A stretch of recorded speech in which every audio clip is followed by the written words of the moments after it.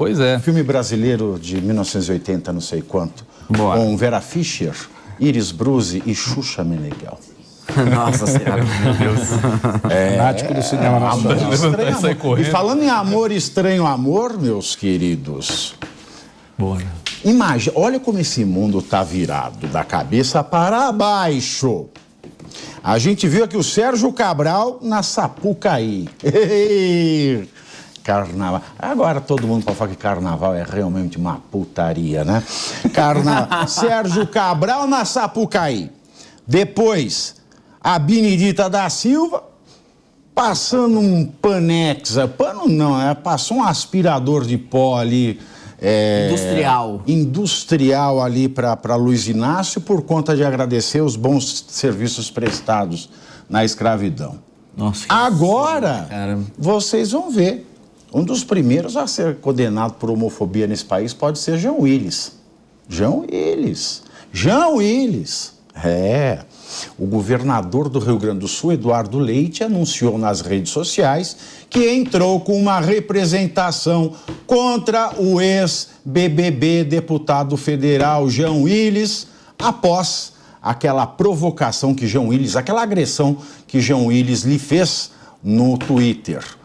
Eduardo Leite acusa João Willis de preconceito e homofobia em comentários sobre a decisão do governo do Rio Grande do Sul em manter as escolas cívico-militares, após o governo federal descontinuar o projeto. Vamos acompanhar o que explica o próprio Eduardo Leite.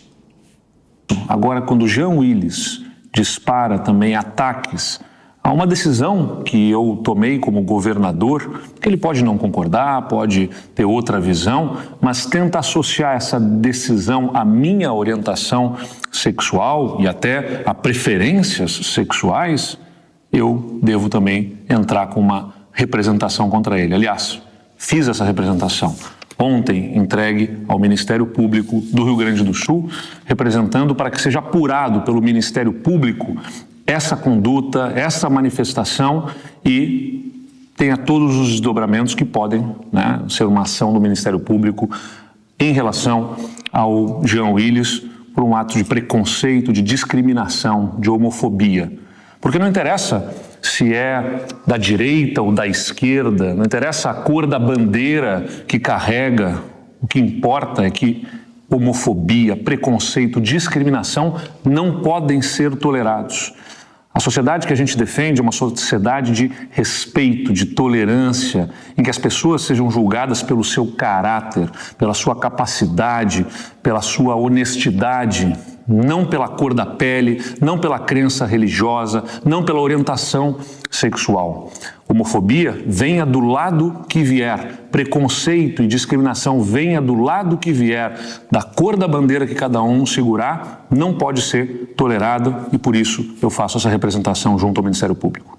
São 14 horas e 33 minutos e aqui eu estou aplaudindo o governador do Rio Grande do Sul, o Eduardo Leite, e olha, confesso para você, Renato, se o João Willis for condenado por homofobia, eu venho aqui na abertura e começo a gritar: é tetra! É tetra! É tetra! Mas tem que gritar acabou antes, que ele começa, acabou. Não, acabou não, que no Brasil nunca acaba, né? Brasil Tem que imitar o Galvão integralmente. Não, eu não sei, eu não sou um imitador. Mas e aí? O João Willis vai ter o que merece? Ele vai ter a parte que lhe cabe neste latifúndio otário? Mas que discussão besta é essa, né? Então você prefere passar... Não.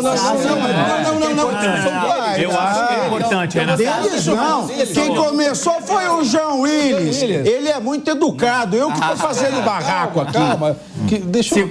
O barraqueiro sou eu. Falando, não seria uma você não tá discussão... entendendo. Mas vamos lá. Cada um tá querendo palco aí. Eu tô achando...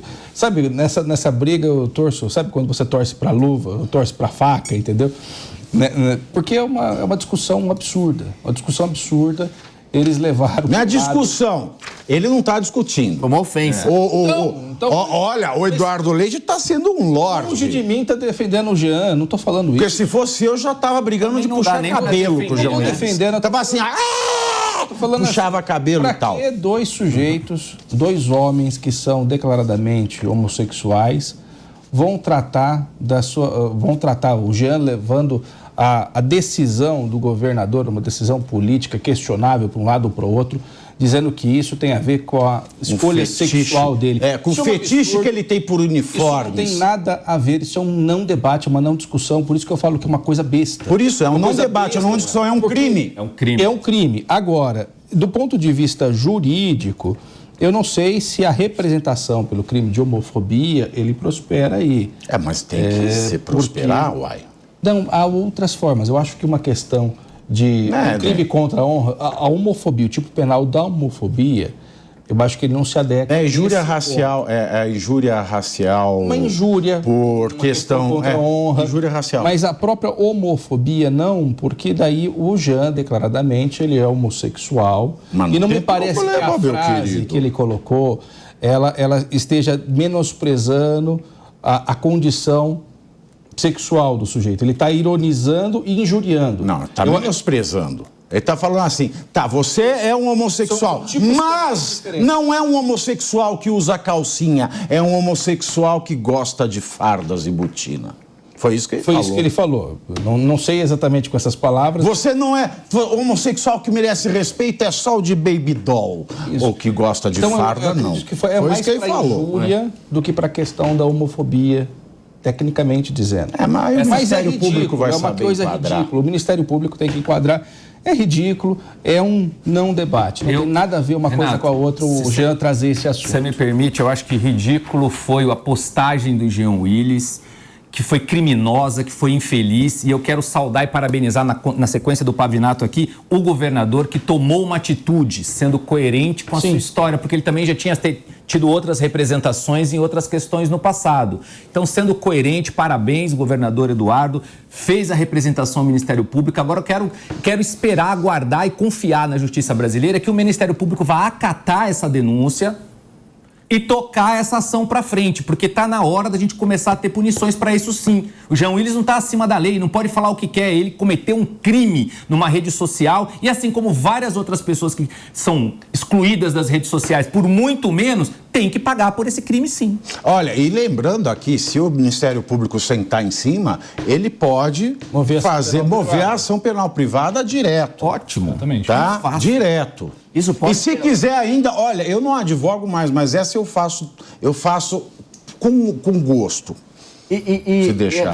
Eu volto para o crime. É o mais correto. Até uma pergunta para você, ele pode correr algum risco de não assumir o cargo na Secretaria de Comunicação da Presidência? Não, porque crime contra a honra não. Mas essa ideia que o Pavinato deu, ela é melhor juridicamente, porque o crime contra a honra, injúria, calúnia e difamação, ela é ação penal privada. Ou seja, você move a ação dentro de 6 meses e é o próprio interessado, a própria pessoa que sofreu a violência que move essa ação por meio do seu advogado. Então, não fica na mão do Ministério Público. Então, se você fica tranquilo, porque na segunda-feira eu vou encontrar o Eduardo Leite. Ele vem aqui pro Direto ao Ponto na segunda. Eu vou encontrar com ele e vou falar. E vou falar isso para ele. Dos advogados dele. Eu vou falar isso aí para ele. Pode deixar que isso não vai passar batido, não. Não vai passar batido. O doutor Paim, que é o advogado dele, mas vai fazer muito bem. Mas tudo bem. Eu acho que esse é um ponto muito importante é que, pelo menos eu como deputado estadual durante a última legislatura, eu vi inúmeras vezes a esquerda sendo agressiva e usando das mesmas coisas que eles criticam ou que eles dizem defender como moedas de ataque. Eu vi isso várias vezes acontecer, inúmeras injustiças, várias manifestações preconceituosas, repletas de ódio e por aí vai. Só que no ambiente político, a gente meio que se acostuma a isso e deixa passar. Então, eu acho que essa notícia é uma notícia muito positiva dessa ação aí que o governador Eduardo Leite está movendo, porque a gente realmente não pode se calar diante de uma injustiça, a gente não pode deixar passar nenhum tipo de situação próxima a isso. Então a gente tem que, de fato, bater palmas aí para o Eduardo Leite e, inclusive, é um excelente governador é uma pessoa de centro-direita e que muitas vezes é até mal visto pela própria direita. Então, eu convido a todo mundo que está assistindo, acompanhando a gente, a olhar um pouco mais com atenção o trabalho que o Eduardo Leite tem feito lá no Rio Grande do Sul, repleto de privatizações, um trabalho fiscalmente responsável, com inúmeras inovações importantes aí e que, enfim, no final de contas, é um bom case, é um bom exemplo de como um governo pode ser bem gerido. Então, eu sei que vários aí podem não gostar dele, do jeito dele, mas deem uma olhada e pesquisem mais, porque eu tenho certeza que ele é um grande nome na política brasileira, representando, sim, o espectro da direita. E aí, Diego? Ó, a produção aqui, ó.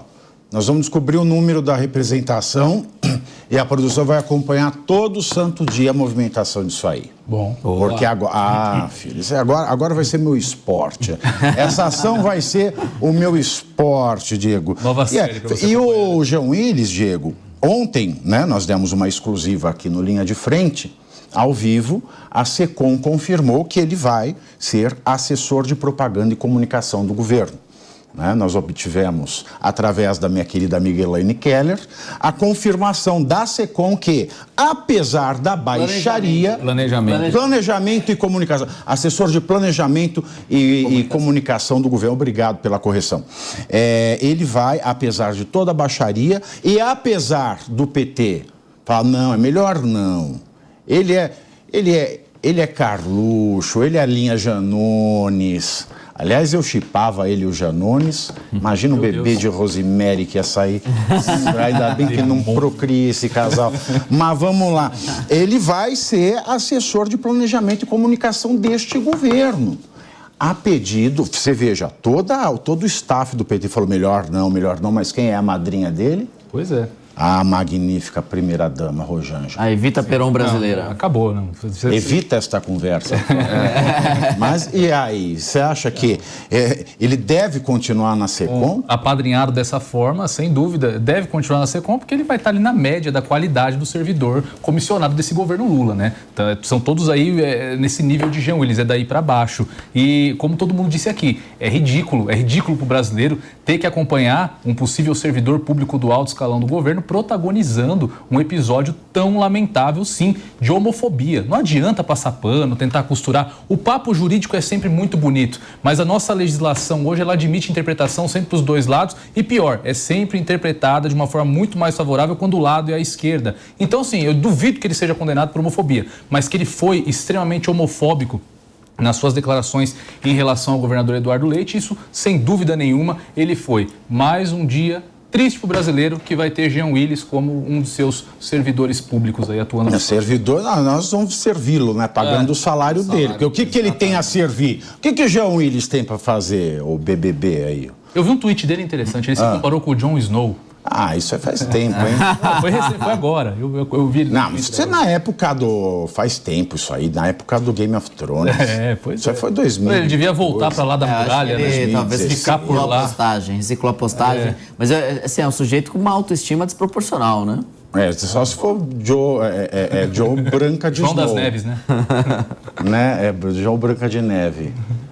Fica mais bonitinho. Você sabe que isso que o Daniel José falou, né? Das pessoas que pregam, né, o respeito, a tolerância ou não, a não discriminação, agindo de maneira discriminatória.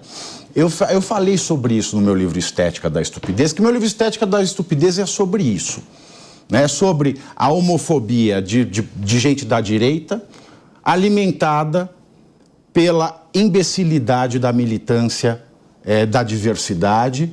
E aí a gente cria dois polos de estupidez. O livro é basicamente isso, e como eu me sinto no meio disso tudo, né? Que é um livro autorreflexivo.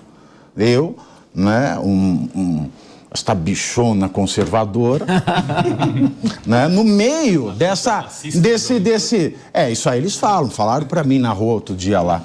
Aí eu falo o seguinte, isso que o Daniel já falou, de eles agirem de maneira preconceituosa, eu tenho uma nota nesse meu livro Estética da Estupidez, que é o seguinte: a estética da estupidez também é aplicada à exaustão quando move as minorias através do chamado lugar de fala. Uma fala com confortável lugar na sala de jantar do ressentimento, na qual na esteira de Nietzsche, aspas, a suscetibilidade mórbida, a impotência em vigiar-se, o desejo, a sede de vingança, o envenenamento de qualquer intuição, tudo isso é para um ser exausto o mais atroz dos modos de reagir. Recorrendo mais uma vez ao pensamento de Pierre Bourdieu, nós somos capazes de decifrar o lugar de fala como estratégia discursiva cuja finalidade é produzir uma aparência de objetividade que esconde a real dinâmica das relações de força simbólicas que se manifestam na interação em forma de estratégias retóricas, de modo que garantam a hegemonia do discurso ao conferir uma fachada de naturalidade às determinações arbitrárias sobre os legitimados para a palavra, ao corte dela, ao questionamento, à fuga de resposta e etc. Ou seja, lugar de fala nada mais é do que a militância querendo ter o monopólio da violência sobre determinado assunto. É uma maneira de desqualificar. É uma maneira... não, e dela é uma imunidade para ela cometer os crimes que ela condena nos outros. Exato. E é uma maneira de você discriminar quem quer emitir uma opinião sobre um tema e que não necessariamente se encaixa naquele grupo sobre a qual a opinião está sendo manifestada. Da mesma forma como é uma falácia ad hominem. Exato. Onde você... E o que é ad hominem, o bicho não come nem. Exatamente. Já sabemos. Onde você desqualifica o perfil da pessoa e não o argumento que está sendo debatido. Então fala assim, pô, aquele sujeito não pode falar sobre isso porque ele é um bêbado. Ou por algum outro tipo de ofensa. Ao invés de fato, atacar o argumento que está sendo discutido. E muito do efeito do que a gente vê nessas discussões de lugares de fala é exatamente esse. Pô, Daniel, você não pode falar sobre racismo porque você é branco. Ou qualquer outra coisa desse tipo, né? Infelizmente, muita gente acredita que esse é o argumento. Quanta gente da militância, da raça, da cor preta, não atacou as pessoas pretas que defendiam Bolsonaro?